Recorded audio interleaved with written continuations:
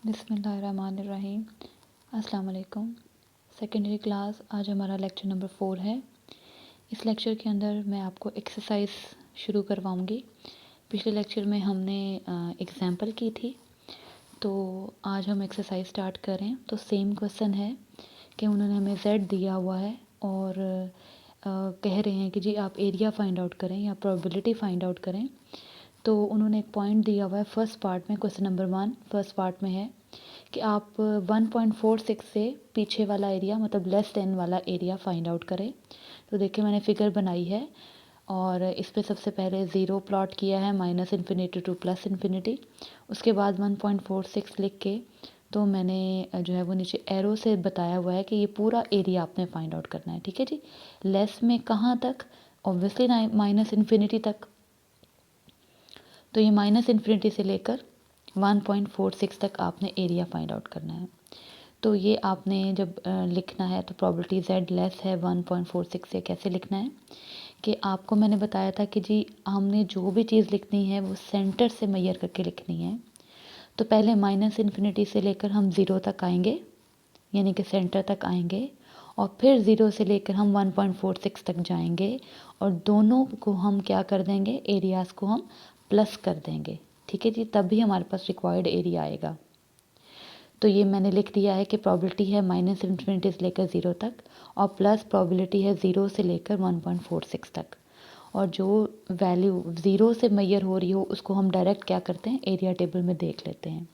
Minus infinity to zero हमें पता है ये 0.5 है, हाफ एरिया है, तो ये 0.5 है। और 1.4 के 6 में हमने जाना है उधर एरिया टेबल में, जो कि हमारा 380 पेज पे है।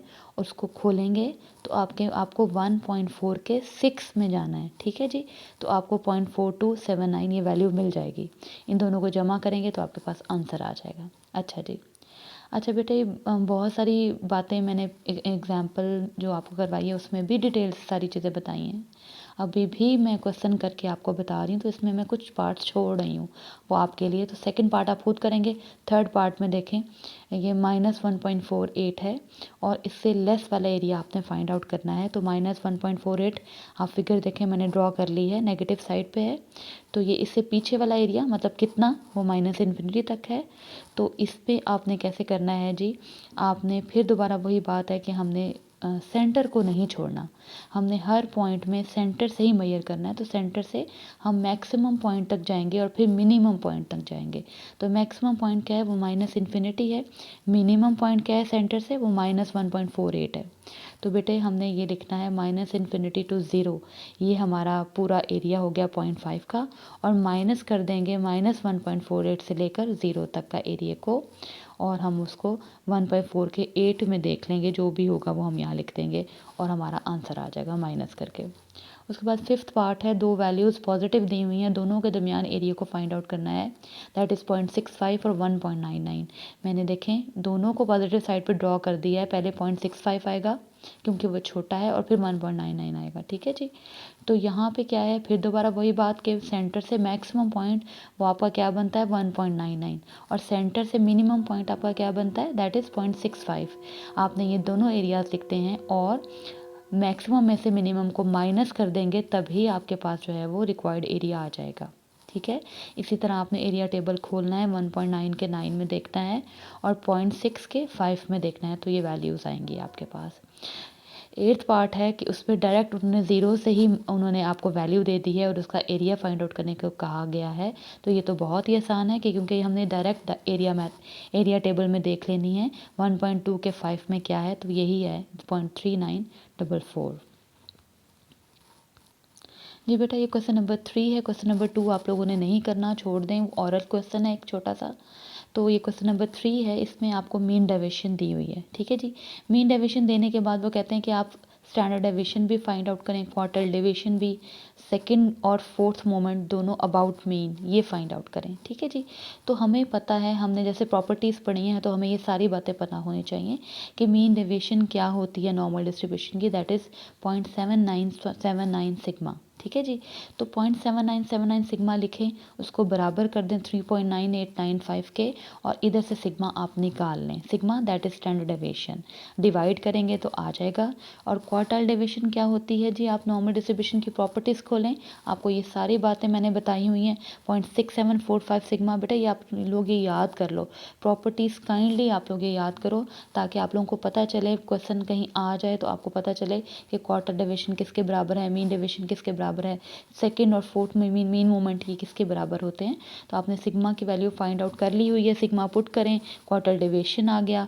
म्यू2 सिग्मा स्क्वायर होता है, सिग्मा हमें पता है, हम यहाँ पे पुट करेंगे और हमारे पास आंसर आ जाएंगे। म्यू4 भी इसी तरह हमारे पास जवाब आ जाएगा, 3 सिग्मा 4 लिख के। ठीक है जी। तो उसके बाद क्वेश्चन नंबर 4 आ गया।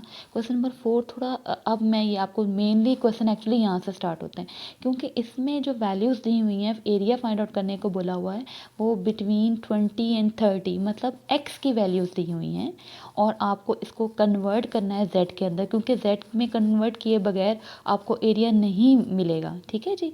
एरिया हमेशा z की वैल्यू का ही देखा जाता है, इस वजह से हमने x से कन्वर्ट करना है कहाँ पे, z के अंदर। कैसे कन्वर्ट करेंगे, मैंने आपको फार्मूला बताया था, that z is equal to x minus mu over sigma के ज़रिए। ठीक है, इसमें म्यू और सिग्मा दोनों दिए हुए हैं।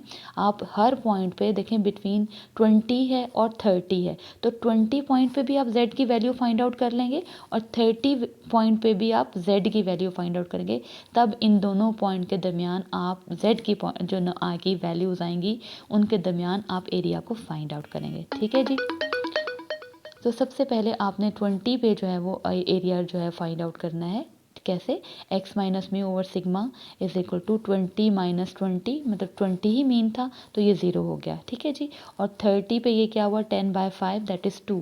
तो 0 से लेकर 2 तक का एरिया फाइंड आउट करना है, तो 0 तो है हमारे पास, सेंटर से है, तो आप डायरेक्टली क्या करेंगे, एरिया टेबल खोलेंगे और 2 के 0 में देख लेंगे जी क्या लिखा हुआ है, वही हमारा एरिया होगा। इसी तरह लेस देन 25 का एरिया मांगा हुआ है। लेस देन 25 का क्या मतलब कि 25 को से पीछे वाला एरिया। तो पहले 25 को चेंज करें z के अंदर, तो z के अंदर वो 1 बनता है, तो 1 से पीछे वाला एरिया मैंने देखें साथ साथ हर एरिया को प्लॉट किया हुआ है। तो 1 से पीछे वाला एरिया क्या है जी, वो सारा एरिया माइनस इन्फिनिटी तक। तो ये कहाँ जाएंगे जी, हम मैक्सिमम पॉइंट तक जाएंगे सेंटर से। तो सेंटर से मैक्सिमम पॉइंट देखें क्या है जी, वो माइनस इन्फिनिटी में जा रहा है, और इधर जो है वो आपके पास सेंटर से 1 तक आप जा रहे हैं। तो आप ये दोनों एरियाज़ को क्या कर रहे हैं, जमा कर रहे हैं, और आपके पास रिक्वायर्ड एरिया आ जाएगा। ठीक है जी। उसके बाद है थर्ड पार्ट में मोर देन 30। मोर देन 30 का क्या मतलब है, मैंने आगे मैथमेटिकली लिख के आपको बता दिया कि x ग्रेटर है 30 से, ऐसे वो पूछ रहे हैं। तो x को पहले कन्वर्ट करेंगे z के अंदर, तो वो आपको मैंने बता दिया है, x minus mu over sigma करके आपके पास 2 आया, तो z से z क्या हो गया, वो ग्रेटर हो गया 2 से। तो आप वो 2 से ग्रेटर वाला एरिया कितना बन रहा है जी, प्लस इन्फिनिटी तक जा रहा है। देखें साथ मैंने फिगर ड्रॉ की है, तो इसका एरिया क्या होगा, पहले 0 से maximum point that is plus infinity, फिर मिनिमम पॉइंट दैट इज़ 2। तो मैक्सिमम माइनस मिनिमम आप एरिया को माइनस करेंगे, आपके पास रिक्वायर्ड एरिया आ जाएगा। ठीक है जी। उसके बाद फोर्थ पार्ट और फिफ्थ पार्ट दो दो पॉइंट्स दिए हुए हैं एक्स के, आपने दोनों पे ही क्या करना है, जेड की वैल्यूज़ पहले फाइंड आउट करनी है, और दोनों के फिर दोनों जो जेड की वैल्यूज़ हैं उनके दरमियान एरियाज़ को फाइंड आउट कर लेना है। बिल्कुल जो है वो इसी स्टेप पे जैसे हमने फर्स्ट पार्ट जो है वो हमने किया है, ये बिल्कुल वैसे हैं। ठीक हो गया जी। अब क्वेश्चन नंबर 5 आ गया। क्वेश्चन नंबर 5 में भी मीन आपको दिया हुआ है, सिग्मा आपको दिया हुआ है, और वो कह रहे हैं more than 26 scales. More than का क्या मतलब है, 26 से ज़्यादा, मतलब ग्रेटर वाला ही पार्ट। तो पहले तो जी 26 पे आप z की वैल्यू फाइंड आउट करें, z is equal to x minus mu over sigma.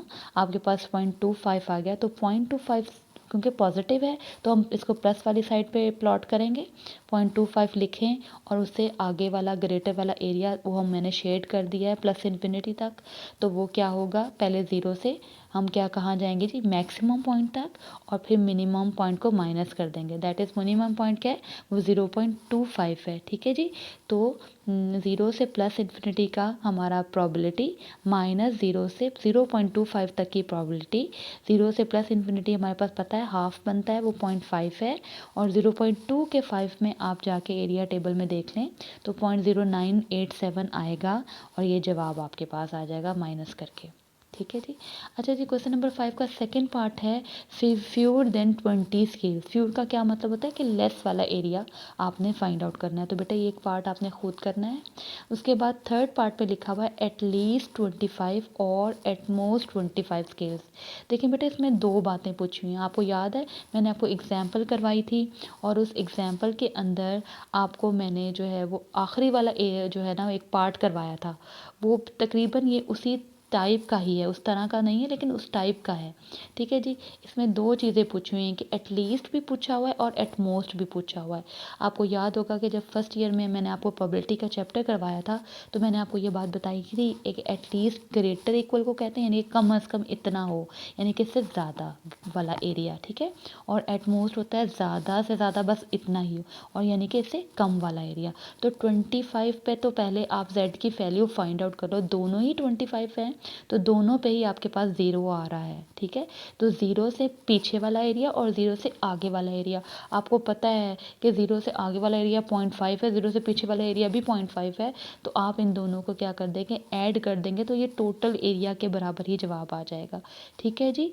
तो ये आपके पास क्वेश्चन नंबर 5 था। और क्वेश्चन नंबर 6 जो है वो उसमें दो पार्ट्स हैं और x की वैल्यूज़ दी हुई हैं, उसको z के अंदर कन्वर्ट करें और आप एरियाज़ निकालें, बिल्कुल उसी तरह जैसे मैंने पिछले पार्ट्स में बताया।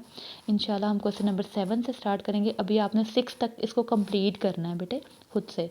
ठीक है। और मुझे बताना है कि आपको समझ आ रही है कि नहीं आ रही, या नहीं कोई पार्ट हो रहा, कुछ नहीं समझ आ रही, दोबारा से पूछना चाह रहे हैं तो काइंडली आप मुझसे कांटेक्ट करें मेरे नंबर पे और मुझे बताएं, मैं आपको दोबारा से इसको एक्सप्लेन कर दूँगी। ठीक है जी। अपना ख्याल रखिएगा। अल्लाह हाफ़िज़।